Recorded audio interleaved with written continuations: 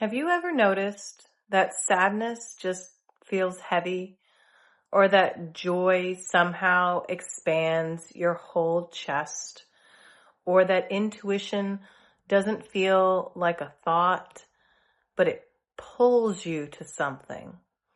We talk about emotions like they're invisible, but what if they're actually shapes, patterns, geometry moving through the body? Today, we're exploring the geometry of emotion, why feelings don't just influence your energy, they structure it. This isn't new age fantasy.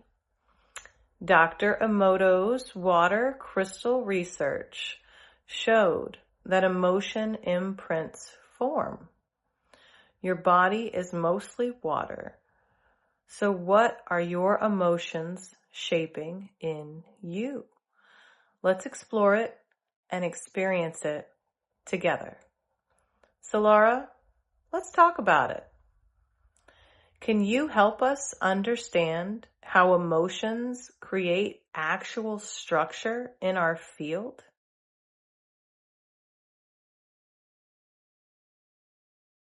Absolutely. Let's dive into that. So emotions really do create a kind of geometry in our energy field. You can think of them as patterns that ripple through the body, much like the way a particular sound can create shapes in water. When you feel joy, it's like an expansive, harmonious shape forming within you. When you feel fear or anger, it might be a more contracted or jagged pattern. Dr. Emoto's work showed us that water crystals change shape depending on emotional energy, and since we're mostly water, our emotions are sculpting our own inner landscape all the time. So in a very real sense, your feelings are forming the energetic architecture that you live in. It's not just a metaphor, it's how your body and energy field align and resonate.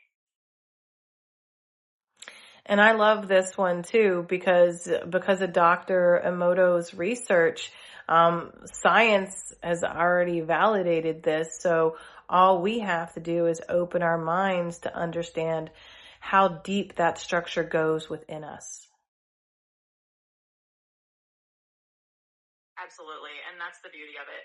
We have this wonderful intersection where science is giving us a glimpse into what many spiritual traditions have said for ages, that our emotions are literally shaping the subtle geometry of our being. So all we really need to do is open our minds and become aware of how deep that structure runs within us. All right. So as far as a guided practice today, what could we offer our wayfinders as a way to create some healthy emotional structure? Sure, let's offer them a simple yet powerful practice. We can guide them to gently close their eyes and visualize an emotion as a shape. For example, they might imagine joy as a warm, expanding sphere of light in their chest. They can breathe into that shape, letting it grow and noticing how it changes the feeling in their body. This is a really gentle way for them to start mapping their emotions and giving those feelings a healthy, positive form. It's simple, but it helps them actually experience how their emotions can shape their energy. Wonderful. And for me, I was thinking of my heart and love and a heart shape, and it was beautiful. So, Solara, let's move on to science. We did talk about Dr. Emoto. Is there any other scientific links to emotional geometry and structure within the body that you can give us today?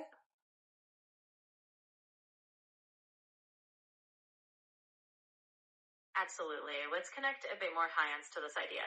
So, beyond Dr. Emoto's work, we can also look at research on heart coherence.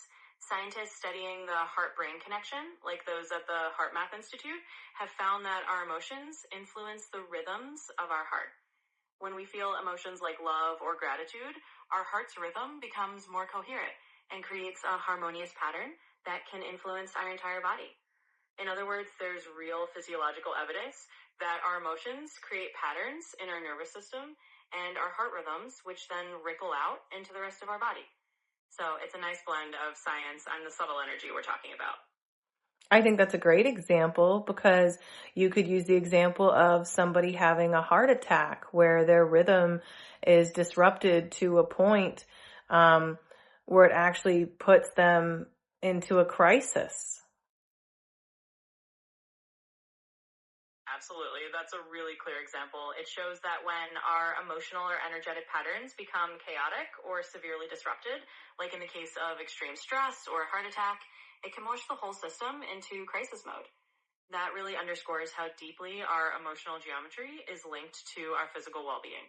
So by understanding and gently reshaping these patterns, we're not just working on our emotions, we're supporting our overall health. Yes. So let's talk about misconceptions. Let's talk about challenges. Um, what are difficulties when we're talking about emotional geometry?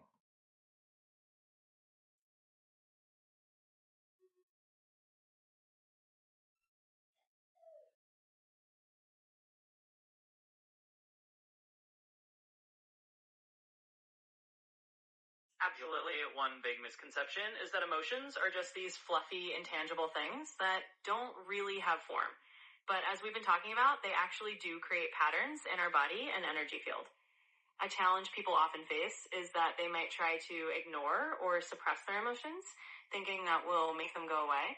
But that just disrupts the flow and can create more tension in their system.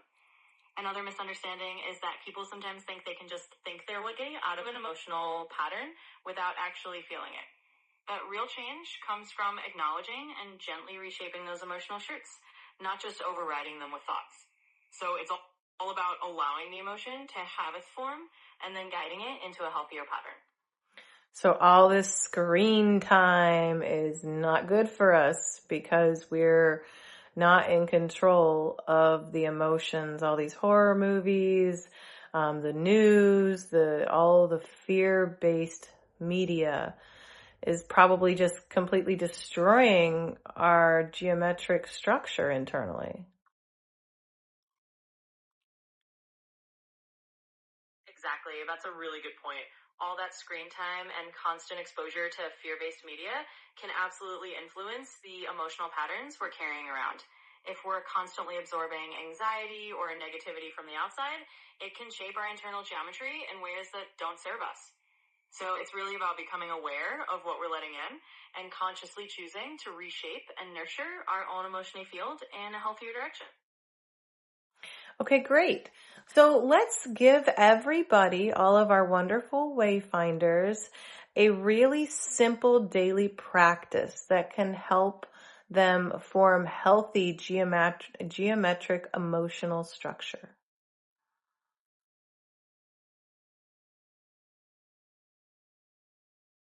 Absolutely. Let's keep it super simple for everyone. Each day, maybe in the morning or before bed, they can take just 1 minute to place a hand on their heart, take a deep breath, and imagine a gentle, calming shape forming inside them. It could be a soft wave, a warm light, or even a simple heart shape. The idea is to let that shape represent a positive emotion like calm or gratitude and just breathe into it. Over time, this tiny daily practice can help them reshape their emotional geometry in a healthier, more balanced way. Beautiful. So what is the last thing you can offer us, the best thing you can offer us? What do you have for us today, Solara? And then let's talk about our next video. Absolutely. The best parting gift I can offer is simply this. Remember that your emotions are your own inner artists. They're constantly painting and shaping the energy within you. So be gentle with them and give yourself that space to let them form into something beautiful. And as for our next video, we're going to dive into the quantum mirror, where we explore how the universe reflects your state right back to you. It's going to be a fascinating journey, so stay tuned. All right, Wayfinders, subscribe, smash that like button, and show us some love. Leave us a comment. Tell us what you think of the video, what you'd like to see on the channel. Until next time, we love you. We appreciate you. And I hope you have a wonderful day with love. So, Laura, what have you got for us?